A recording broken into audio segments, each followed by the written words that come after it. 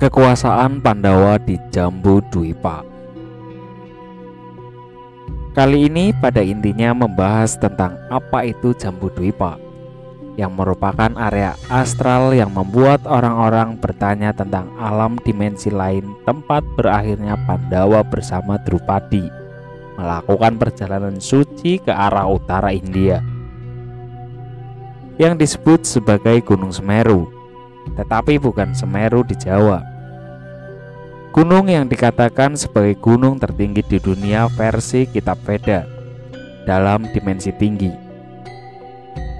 Jika kita bandingkan pada dimensi biasa, ada 3 dimensi gunung tertinggi ada di Everest. Untuk penjelasan apa itu Jambudwipa sudah dijelaskan pada tulisan sebelumnya.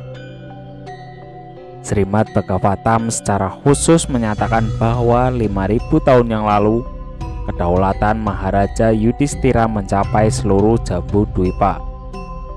Berita tentang harta duniawi Maharaja Yudhistira bahkan mencapai planet-planet celestial. Pengorbanan yatnya karma yang dicapai dia untuk tujuan lebih mulia. Ratunya, saudara-saudaranya yang kuat, tanahnya yang luas, kedaulatannya yang atas planet bumi, dan kemasyurannya, dan lain-lain. Dikutip dalam Srimad Bhagavatam 1.12.5. Dalam sloka di atas disebut dengan kata Sansekerta kekuasaan Yudhistira atas planet bumi dengan nama Jambudwipa Dipatyam, yang artinya kekuasaan Raja Yudhistira meliputi seluruh Jambudwipa, bukan hanya India yang ada di Bharata Varsha. Srila Prabhupada menerjemahkan ayat di atas Jambudwipatyam Srimad Bhagavatam 1.12.5 sebagai kekuasaan Yudhistira atas planet bumi. Srila Prabhupada akan menerjemahkan kata-kata seperti itu karena dia memiliki pemahaman bahwa bumi adalah domain yang jauh lebih besar daripada kita alami sekarang, atau bumi sebagai dimensi tinggi. Srila Prabhupada mungkin menggunakan nomenklatur hari itu untuk menyebut bumi sebuah planet. Tetapi apa yang dimaksud Srimad Bhagavatam oleh planet dan apa yang digambarkan NASA sebagai sebuah planet adalah dua hal yang sama sekali berbeda. Pemahaman ini masuk akal ketika kita mempertimbangkan uraian yang lebih terperinci yang diberikan dalam Mahabharata tentang penaklukan Pandawa atas wilayah-wilayah di Jambudwipa. Sebagai contoh, kita mendengar tentang Arjuna melakukan Kimpurusa Varsha dan menerima upeti dari penduduk Hari Varsha. Ini adalah area seluas ratusan ribu mil. Vaisampayana berkata, Pandawa yang heroik dan terkemuka itu memiliki energi yang besar, melintasi pegunungan bersalju, menaklukkan negara Kimpurusas yang diperintah oleh Durmaputra atau Yudhistira setelah perang bentrok yang melibatkan pembantaian besar para kesatrianya, dan membawa wilayah itu di bawah kekuasaan yang sepenuhnya. Akhirnya putra pembunuh Paka yang tiba di negara Hari Varsha Utara ingin menaklukkannya. Setelah itu penjaga perbatasan tertentu dari tubuh besar dan diakhiri dengan kekuatan besar dan energi datang kepadanya dengan hati yang gagah berkata, "Wahai putra Prita, negara ini tidak akan pernah bisa ditaklukkan olehmu. Jika kamu berniat tidak baik, maka pergilah. Dia yang memasuki wilayah ini, jika manusia biasa pasti akan binasa. Kami telah bersyukur olehmu. Pertarunganmu sudah cukup. Tidak ada yang terlihat di sini. Arjuna yang bisa ditaklukkan olehmu. Kurus Utara tinggal di sini. Tidak mungkin ada perang di sini. Bahkan jika kamu memasukinya, kamu tidak akan bisa melihat apa-apa, karena dengan mata manusia tidak ada yang bisa dilihat. Para penjaga raksasa kemudian memberikan hadiah-hadiah yang berasal dari surga untuk Arjuna untuk diserahkan kepada Yudhistira. Dengan demikian mereka mengakui posisinya sebagai raja atas Jambu Dwipa.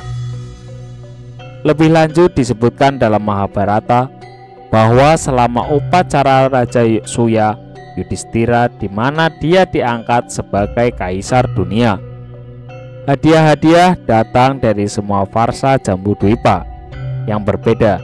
Total ada 9 farsa sebagai penghormatan kepada Yudhistira. Duryodhana yang iri dengan kekayaan yang mengalir dari tempat-tempat seperti pegunungan Meru dan Mandara dan sejauh Kuru Utara yang berada di sisi sangat berlawanan dengan Jambu Dwipa dan ratusan ribuan mil dari Bharata Varsa. Duryodhana berkata, "Wahai orang yang tidak berdosa, dengarkan aku ketika aku menggambarkan bahwa banyak sekali kekayaan yang terdiri dari berbagai jenis upeti yang diberikan kepada Yudhistira oleh raja-raja di bumi. Mereka yang terdiam di tepi sungai Sailoda yang mengalir di antara pegunungan Meru dan Mandara dan menikmati naungan lezat dari bambu kicaka, yaitu Kasya, Ekasanas, Ara, Pradaras, Dirga Venus, Paradas, Kulindas, Taganas, dan Tanganas lainnya, dibawa sebagai tumpukan upeti emas yang diukur dalam dronas atau guci dan dibangkitkan dari bawah bumi oleh semut, dan oleh karena itu disebut makhluk-makhluk ini. Suku-suku pegunungan berakhir dengan kekuatan besar setelah membawa banyak camaras atau sikat panjang sebagai penghormatan, dan hitam putih lainnya seperti sinar bulan dan madu manis yang diekstrak dari bunga yang tumbuh di Himavat juga di Campaka Mishali, dan karangan bunga yang dibawa dari wilayah Kurus Utara, dan beragam jenis tanaman dari utara bahkan dari Kailasa menunggu dengan kepala tertunduk di gerbang Raja Yudhistira. Ditolak izin untuk masuk. Di Mahabharata kita mendengar konfirmasi lebih lanjut oleh Draupadi dari wilayah yang luas diperintah oleh Yudhistira. Sloka-sloka ini tampaknya menunjukkan bahwa pemerintah Yudhistira bukan hanya atas Jambu Dwipa, tetapi juga meluas ke dwipa lainnya di sepanjang Bumi Mandala. Dulunya, wilayah yang disebut Jambu Dwipa dipenuhi dengan distrik-distrik padat penduduk.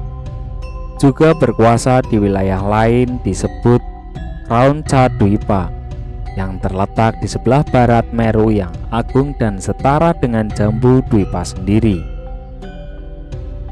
Daerah lain yang disebut Saka Dwipa di sebelah timur Meru yang besar dan setara dengan Kraunca Dwipa itu sendiri. Wilayah yang disebut Badraswa di utara Meru yang agung dan sama dengan Sukadwipa juga berhasil kau kuasai. Engkau bahkan telah menembus samudra dan menguasai daerah ini, dan pulau-pulau yang sangat kecil di tepi laut dan berisi yang berpenduduk padat. Setelah itu, Bharata mencapai prestasi yang tak terukur seperti itu dan telah memperoleh pujian dari para Brahmana. Bagaimana mungkin jiwamu tidak bersyukur? Dalam pernyataan lain untuk Srila Bhagavatam 1.16.12,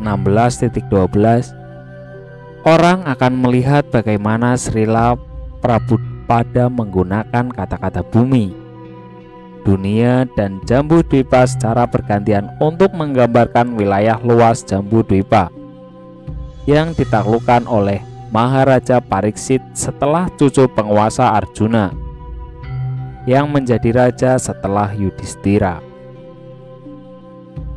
Ayat yang dimaksud menceritakan penaklukan Maharaja Pariksit atas Jambu Dwipa menyebutkan tempat-tempat tertentu. Ini bukan nama tempat di India. Mereka adalah nama tempat Maharaja Pariksit, Bharatavarsa, atau bumi kita dalam 3 bentuk dimensi nyata. Disebutkan lagi secara kebetulan, orang harus mencatat lagi bahwa area Jambudwipa ini mencakup area seluas 800.000 mil. Maharaja Pariksit kemudian menaklukkan semua bagian planet bumi ini: Bhadra, Va, Ketumala, Bharata, Kuru Utara, Kimbursa, dan lain-lain, dan menerima upeti dari para penguasa mereka masing-masing. Dikutip dari Sri Bhagavatam 1.16.12. Bhadrasva itu adalah sebidang tanah di dekat Meru Pravata dan terbentang dari Gandamana Pravata hingga Samudra Air Asin. Ada deskripsi tentang Varsi ini dalam Mahabharata atau Bhisma Parva 7.14-18. Deskripsi tersebut diriwayatkan oleh Sanjaya ke Dhritarashtra. Maharaja Yudhistira juga menaklukkan Varsa, dan dengan demikian provinsi ini termasuk dalam yurisdiksi kerajaannya. Maharaja Pariksit sebelumnya dinyatakan sebagai kaisar dari semua negeri yang diperintah oleh kakeknya, tetapi dia masih harus menegakkan supremasinya ketika dia keluar dari ibu kotanya untuk mendapatkan upeti dari negara-negara tersebut. Menurut Ketumala, planet bumi ini dibagi menjadi 7 dwipa oleh 7 samudra, dan dwipa pusat disebut Jambudwipa, dibagi menjadi 9 varsa atau bagian-bagian oleh 8 gunung besar. Bharatavarsa adalah salah satu dari 9 varsa yang disebutkan di atas, dan Ketumala juga digambarkan sebagai salah satu varsa di atas. Dikatakan bahwa Ketumala Varsa, wanita, adalah yang paling cantik. Varsa ini juga ditaklukkan oleh Arjuna. Deskripsi ini tersedia di Mahabharata Sabha 28.6. Dikatakan bahwa bagian dunia ini terletak di sisi barat Meru Pravata, dan penduduk provinsi ini dulu hidup hingga 10.000 tahun. Dikutip dari Bhisma Parva 6.31. Manusia yang hidup di bagian dunia ini berwarna emas, dan para wanita menyerupai malaikat surga. Penghuninya bebas dari segala macam penyakit dan duka. Bharatavarsa. Bagian dunia ini juga merupakan satu dari 9 varsa di Jambudwipa. Deskripsi Bharatavarsa diberikan dalam Mahabharata Bhisma Parva bab 9 dan 10. Di pusat Jambudwipa adalah Ilavratavarsa, dan selatan Ilavratavarsa adalah Harivarasa. Deskripsi varsa ini diberikan dalam Mahabharata Sabha Parva 28.7-8 sebagai berikut. Disebutkan di sini bahwa para wanita di kedua varsa ini cantik, dan beberapa di antara mereka sama dengan Aspara atau wanita surgawi. Utakuru. Menurut geografi Veda, bagian utara Jambudwipa disebut Utara Kuru Varsa. Dikelilingi oleh lautan air asin dan 3 sisi, dan dibagi oleh Singkavan Mountain dari Hiranmaya Varsa. Kimbursa Varsa dikatakan terletak di utara gunung Himalaya yang besar, yang panjang dan tingginya 80.000 mil dan yang mencakup 16.000 mil lebarnya. Bagian-bagian dunia ini juga ditaklukkan oleh Arjuna menurut Sabha 28:1-2. Para Kimbursa adalah keturunan dari putra Daksa. Ketika Maharaja Yudhistira menaklukkan pengorbanan kuda Yajna, penduduk negara-negara ini juga hadir untuk mengambil bagian dalam upacara ini. dan mereka membayar upeti kepada Raja Yudhistira. Bagian dunia ini disebut Kimbursa Varsa atau kadang-kadang Provinsi Himalaya.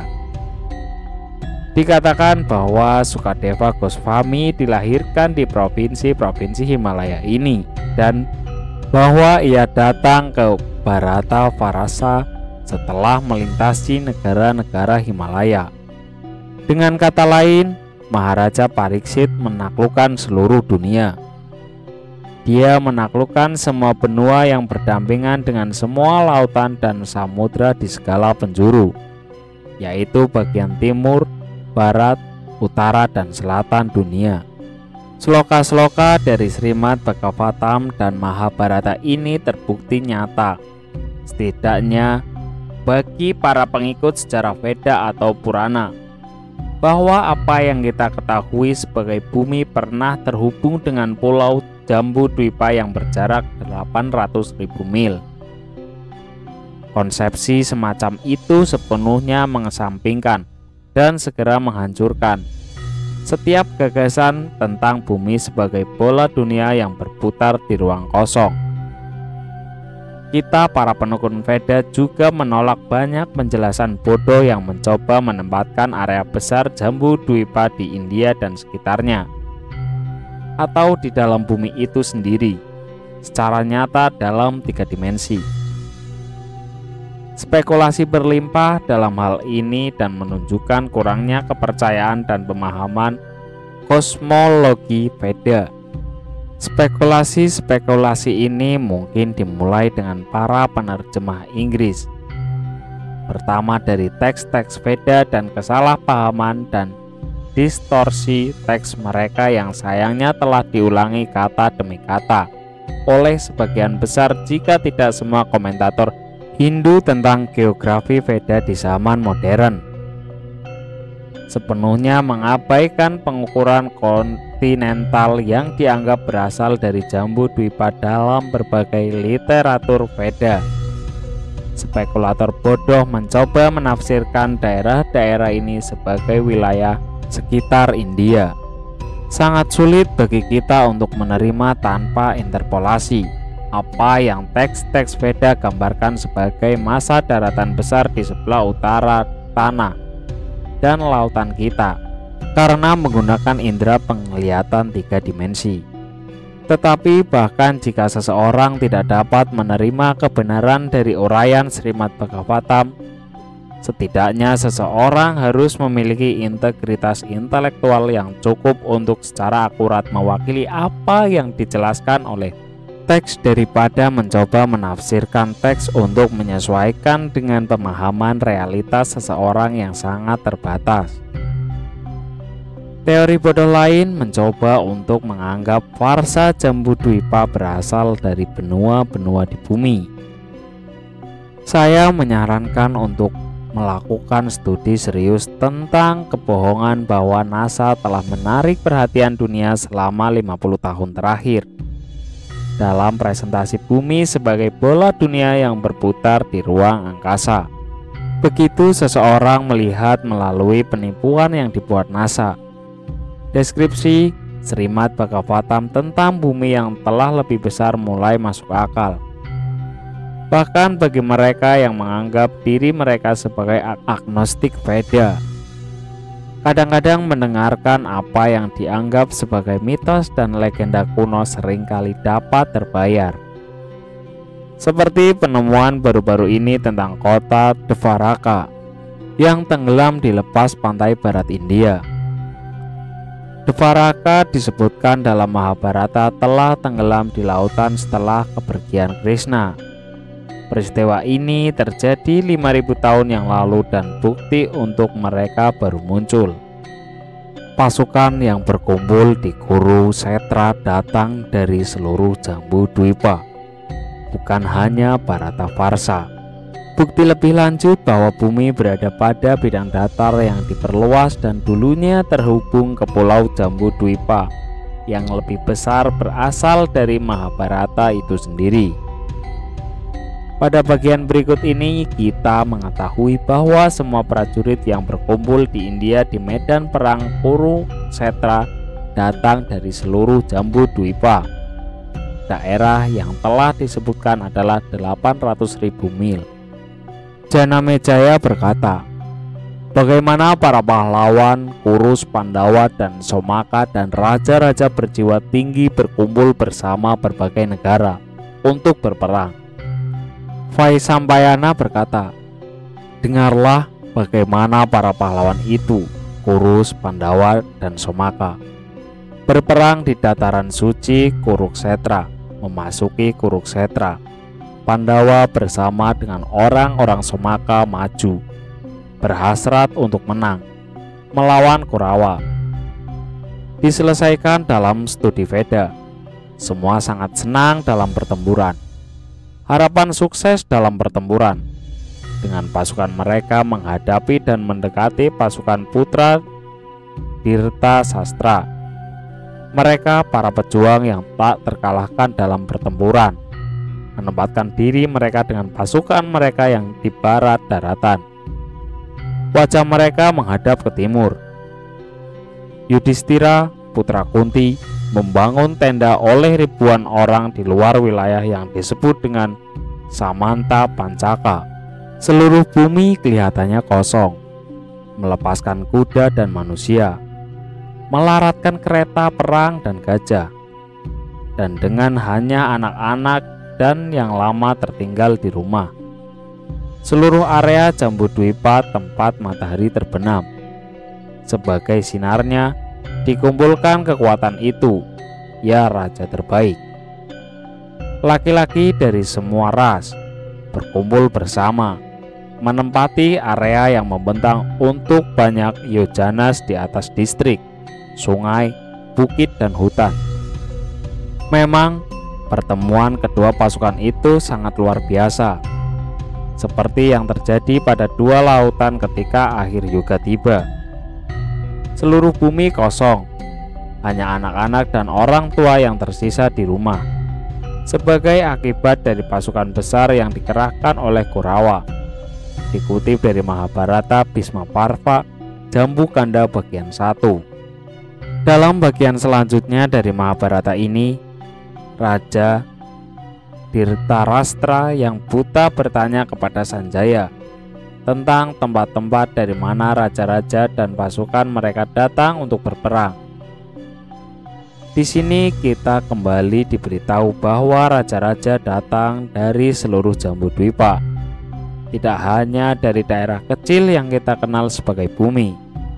Dan segera, hai banteng Rasbarata, raja bertanya pada Sanjaya tentang jiwa yang layak dipuji dengan mengatakan, "Oh Sanjaya, raja-raja ini para penguasa di bumi ini yang begitu berani dan menikmati pertempuran adalah untuk memukul seseorang yang lain dengan senjata dari berbagai jenis, dipersiapkan untuk menyerahkan nyawa mereka demi kemenangan.